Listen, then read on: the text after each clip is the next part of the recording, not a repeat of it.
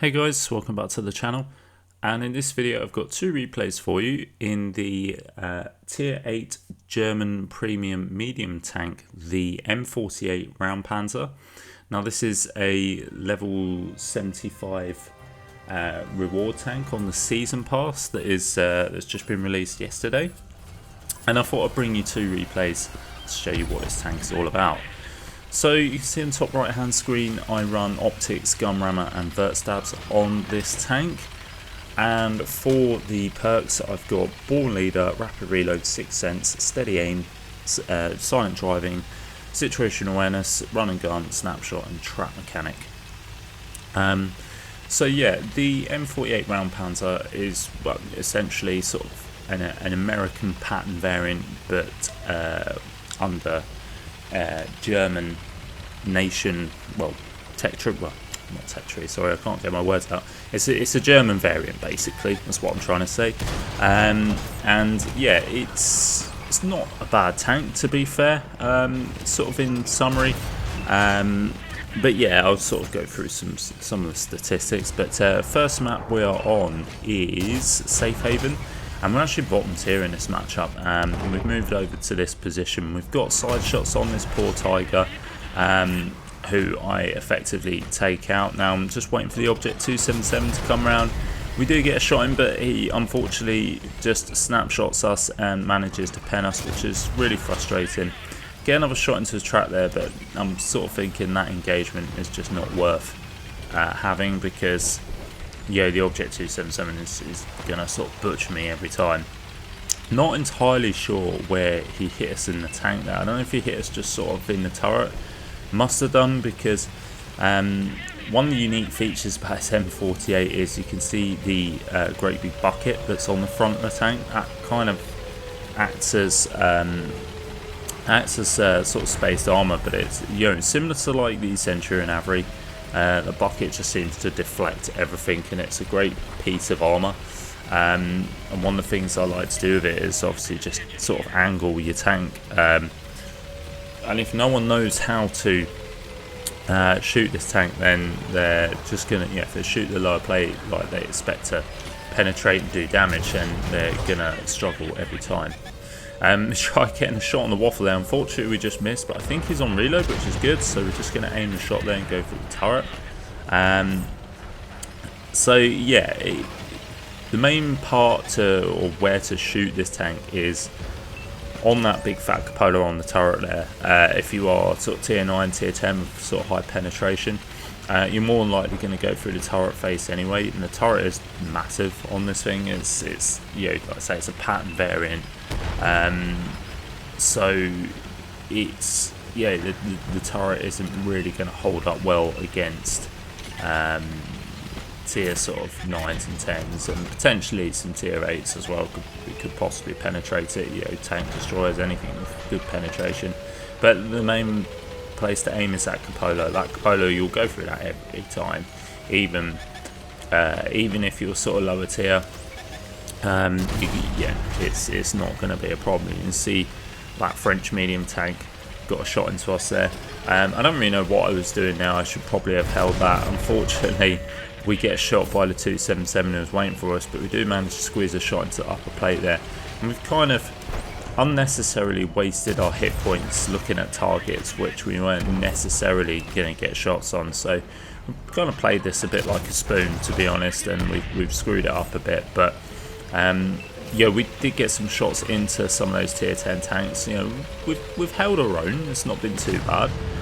Unfortunately, we got this Ruthless that we need to try and take care of, which we do get a shot into. We're going to try and see if we can get another shot in, but he's using the waffle as a dead wreck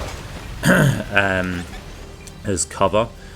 So we're struggling to get shots into the side here. We've obviously got him in a crossfire. Now I didn't want to go rushing in to get close to him, because obviously if he turns his attention to us like he has done there, we would be in trouble. But luckily he misses the shot, and I'm trying to get shots in wherever I can. I'm not sure who's actually facing him, but I think, yeah, between us we're trying to get as many shots in as possible. You can see the bucket there coming into effect when we're trying to, when that Wizzy 120 is trying to shoot us. He snaps a shot and it just hits the bucket of the tank. We're going to try and aim for the Hawk 12, but he just decided to ram into the Cron barn, so that didn't really end up well for him. So yeah, we're just biding our time here, trying to see what we can do. We can't really poke because we don't have the hit points for it. We do bait a shot from the WZ. See the Cron barns coming down to try and help us, and really we just need to take out that Ruthless before we can sort of move on. But I can't poke, I can't take any shots on the Ruthless. I know the Wizzy 120 is covering. So again, I'm just going to try and bait a shot. I'm trying to proxy spot as well. I'm not able to light up any of these tanks other than the Wizzy 120. So I don't know if the Ruthless is still in the same position. He is. It's just been lit up by the Cron. And I don't think the Cron has got a shot. You know, we've got these guys in a crossfire, but we haven't, if that makes sense, because we're being sort of countered by the own crossfire. I was thinking a tank might poke the sort of side of the Cron there, so I was just going to cover. Cron does actually take out the Ruthless, and now he's going on the Wizzy 120, so I'm going to take this opportunity to go and help the Cron barn. I thought I had a shot on the Wizzy 120 there, but I didn't, so completely fumbled that. I was going to try and take a cheeky snapshot again, but it doesn't hit. Try and shoot the side there, but unfortunately it just catches the wrong angle. We should have probably took our time there, and unfortunately the Wizzy 120 does the right thing and goes for us while the Cron is on reload, but then gets taken out. So bit unfortunate there that we can't quite turn the game around. This does actually end up being a loss. Yeah, we tried. It was a difficult matchup. And like I say, if I hadn't taken so many hits right at the start of the game, things possibly could have been different. I don't think I would have had too much of a positive impact on the game, but I could have made it move along a little bit more. And but it is what it is, and yeah, unfortunately that's just how the game went. But we lost the game, unfortunately. We did pick up the first class. We got just under 3k damage with over 1100 assistance with 3 kills. So we come top of our own leaderboard, but just wasn't enough to grab the win. And fair play to the Cron barn, putting some big damage there. But we just couldn't turn it around. But anyway, we are on the second replay. We're on mines here. So we're going to go up to the middle of the map. We're going to go up to a favourite spot where we can get a crossfire on any tanks coming up to the middle.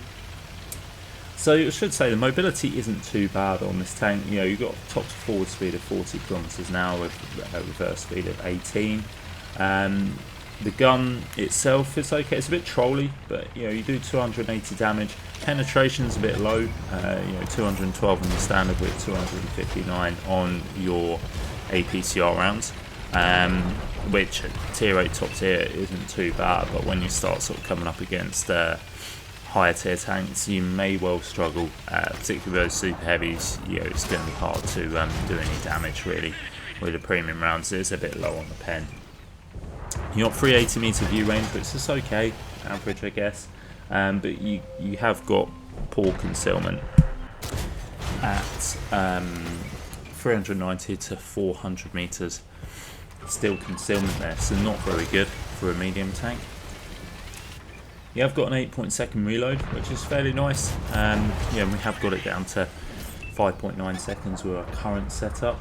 You've got 2.3 second aim time, so that's where this gun can feel a little bit trolly, like there. You have to let the gun aim in a little bit more. You got 9 degrees of gun depression to play with. At 0.38 accuracy, so again you can sort of feel the gun can be a little bit sloppy sometimes. Shell velocity isn't too bad, and one of the other bad points about this tank is just it's got a bit of a low power to weight ratio, 13 horsepower per ton, so that can be a little bit frustrating in terms of trying to get to locations quickly. Can be a bit sluggish, but other than that, it's not overall, it's not a bad tank, to be fair. Yeah, it's not one I would probably take out again, to be honest. Doesn't massively excite me, but you know, it's okay. It's average. It does the job. That's probably my conclusion for the tank, to be honest. So back to the gameplay. Then like I say, we're on mines. We've come up to this middle point where we've got plenty of shots on tanks, and you know, we're putting some shots into the Barask and the TD on the right hand side here. But unfortunately, we just back up a bit too much, and we give the BZ a shot into us, which is not ideal because it's just taken half of our hit points there in one go, which is really frustrating. So we turned our attention back to him. We're going to load the premium now. We've sort of got a shot into his turret, but unfortunately it just bounced. Sort of paying attention to us, so we don't want to poke at the moment and take any more shots. But equally, I'm aware I've got the brass behind me, so I turn my gun to the Barask and snap the shot. But now the BZ has decided to move up and focus tanks in the middle. Now this is the ideal scenario because it's backed up. It's realised it's not a good idea. I managed to track him in place. I'm hoping I can get another shot in. Artillery manages to land a shot, sneak a shot into the side there, putting him down to a one shot. I think he's just fired his gun, so he's just going to back out, basically get rid of the BZ, because that is a dangerous tank. We don't want to get shot by him again. Go to shoot the Caro here, the Italian medium, but unfortunately it just angles up enough where we bounce. But I'm going to move in now, and I'm going to squeeze a shot into the side of his turret, and hopefully we'll be able to get the kill here, picking up our third kill of the game. Just aim for the lower plate, and we do manage to squeeze that shot in. Now we can see the TD has backed up over here, and see the Calliope as well, but now we're getting aimed by artillery, so we want to sort of move. We don't want to get shot by artillery at all. Trying to get to a position where I'm hopefully, or maybe able to spot up the TD. But I suspect, yeah, he outspots us. So our view range just definitely isn't strong enough to outspot the Canyon Panzer. So this point I thought, well, I'm going to move into the middle and potentially get some shots, and I kind of make a bit of a mistake here. Could have got a bit more damage out of this game, and in hindsight perhaps what I should have done is I should have pushed that corner, got rid of the Calliope and the Canyon Panzer. I could have taken another shot, to be honest. So I could have gone for the Canyon Panzer, and you know, he was a two-shot to us, so I could have finished him off and then gone for the Calliope. I was thinking maybe I could spot up artillery. The two tanks then get shot. I was thinking about sort of rolling down the bank here, but you know, the redesign of mines doesn't allow for that to be as easy as what it once was. There was sort of quite a few spots on mines in this middle section where you could just roll off the hill, not taking any full damage, but unfortunately if you try that now you're going to die. So didn't think that was a good idea, and now we're just gonna sort of go and push the corner where we originally was. There's only one tank left. Again, I was gonna try and perhaps try my luck here, but I thought no, I'm just gonna die. So I really made a right old hash up of this. I should have just stayed where I was initially and just maybe pushed that corner, or just waited for my team, or I could have just made my sort of way over to artillery. So, you know, going to the middle perhaps wasn't the best option, to be honest, because I didn't really get anything out of it. It was kind of a pointless play, really. But there we go. You know, not all of us are perfect. You know, I always make mistakes, and I'll always admit that. So, but you know, it's not to worry. We've had a decent game anyway. And you know, the Canyon Panzer gets taken out by our friendly mutts, but we'll see how we get on.